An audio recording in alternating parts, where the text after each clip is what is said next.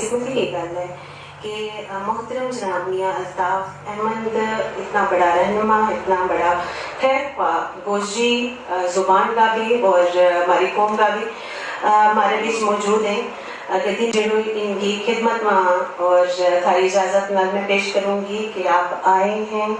तो एक ताज़ा हवा आई है, जैसे सहराओं से झरनों की सदा आई है और हम मुबारक ये कदम में साहब एमएलए गुलाब गड्डी मौजूद हैं और उनके नाल नाली तशरीफ फरमाए मोहतरम जेडी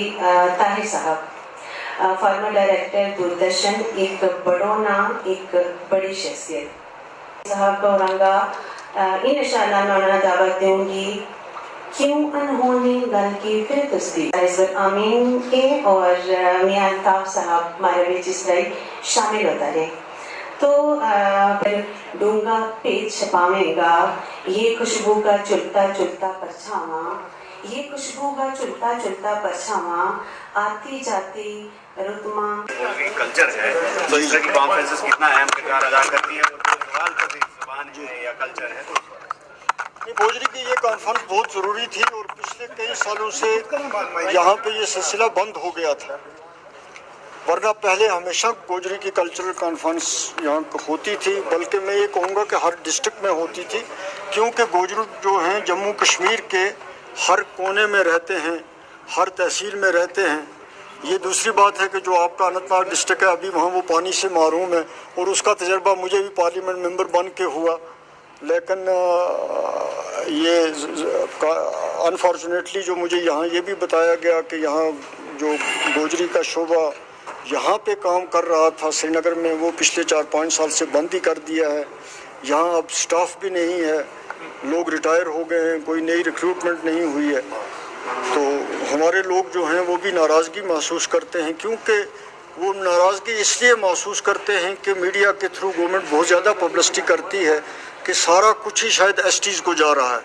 और एसटी शाम को परेशान होता है कि मुझे मिलता क्या है, और फिर जब वो दूसरे एसटी को फ़ोन करके पूछता है तो वहाँ भी ज़ीरो ही रिज़ल्ट होता है। तो प्रैक्टिकली हर फील्ड में जो है वो इन लोगों के लिए डिफ़िकल्टीज़ हैं और पब्लिसिटी जो है वो बहुत ज़्यादा मिलती है। तो यही हाल इस कल्चर के हिसाब से भी है। बाकी हमारे जो गुजर कौम है इसमें बड़े बड़े नामवर बड़े सगीर में बड़े बड़े अदीब शायर जो हैं वो पैदा हुए और उनका बड़ा अच्छा कलाम भी है, और नया जो एक यंग हमारा तबका है, एक अच्छा नया टैलेंट भी उभर रहा है, लेकिन माजी में बड़े बड़े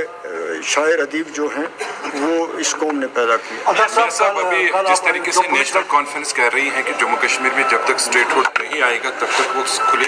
ढंग से काम नहीं कर पाएंगे, लेकिन पीडीपी इसकी लगातार आलोचना कर रहे हैं, कह रहे हैं जो मैनिफेस्टो में बातें की गई थी वो अब तक पूरी नहीं की गई है। अब देखें, पीडीपी को तो क्रिटिसाइज़ करना है, अपोजिशन में है तो मैं उनके मामले में नहीं कुछ कह सकता। बाकी हुकूमत जो है वो एक मेंबर पार्लियामेंट से ज़्यादा बेहतर हुकूमत का आदमी जो है, नुमाइंदा जो है वो जवाब दे सकता है। स्टेट हुड ना होने की वजह से डेफिनेटली प्रॉब्लम्स हैं, लेकिन फिर भी मेरा मशवरा भी हुकूमत को यही रहेगा कि जितना उनसे हो सकता है उनको लोगों के लिए करना चाहिए, और जो उनको इस सिलसिले में रुकावटें आ रही हैं उनके बारे में भी उनको आइडेंटिफाई करना चाहिए कि रुकावटें ब्यूरोक्रेसी कहाँ कर रही है, कौन कर रहा है और किस वजह से ये रुकावटें हैं जो ग्राउंड पे लोग फील करते हैं। इसमें उनको अपनी पोजीशन जो है हुकूमत को क्लियर करनी चाहिए ताकि लोगों के सामने सच आए। मियां साहब कल मतलब रजौरी पुंछ जो है कि वो पार्लियामेंट्री कॉन्फ्रेंस है आपकी जी, कल ये मोदी ने ऐलान किया कि मुगल रोड पे टनल बनेगी, कितना बड़ा कदम है? देखें, ये बहुत बड़ी पुरानी डिमांड थी और मैंने भी इसमें जब से मैं पार्लियामेंट मेंबर बना हूँ बड़ी कोशिश की थी, और मुझे राजनाथ सिंह जी ने इस सिलसिले में 2 महीने पहले मुझे एक चिट्ठी भी लिखी थी, मैं क्वेश्चन भी रेज़ करता रहा, उनसे मिलता भी रहा, तो उन्होंने मुझे क्लियर कट लिखा था कि ये टनल जो है इसको BRO बनाएगी, इसकी लेंथ के बारे में भी लिखा था। वो चिट्ठी इस वक्त भी मेरे पास है, लेकिन मैंने एक तो मेरी आदत नहीं पब्लिसिटी करने की, दूसरी मुझे ये शक था कि मैं कहीं अगर ये करूं तो ये सबटाज ना हो जाए, تو اس لیے شکر ہے کہ آج انہوں نے اس کا اعلان کیا. یہ ایک ضرورت تھی, یہ ہونی چاہیے تھی, اور سب سے زیادہ ضروری ہے. میری اس سلسلے میں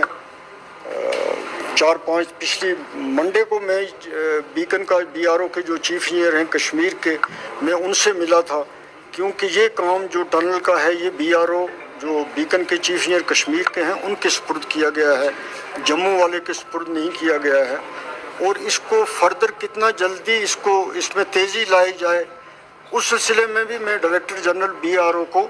پچھلی تھرسڈے کو دلی میں بھی ملا تھا. تو میں ضرور اس کو فالو بھی کرتا رہوں گا کہ اس اعلان پہ عمل درآمد ہو, اور میں بھی اپنا ایک چھوٹی موٹی خدمت جو ہے وہ ضرور STs کی بات آپ نے چھیڑی تو ریزرویشن کا مدعا ایسا لگ رہا ہے کہ گلے کی ہڈی بن گیا ہے حکومت کے لیے. تو ایسا بھی بتایا جا رہا ہے کہ جو اختلاف رائے بھی پیدا ہو گیا ہے جو NC کا ولن گارڈن ہے. تو ایسے میں جو کاسٹ سینسس بھی اب ہو رہی ہے, تو یہ بھی سرکار باور کرانا چاہتی ہے کہ کاسٹ سینسس کے بغیر اس طرح سے استفادہ حاصل نہیں کیا جا سکتا اس ریزرویشن کا, جس سے میری اس سلسلے میں کوئی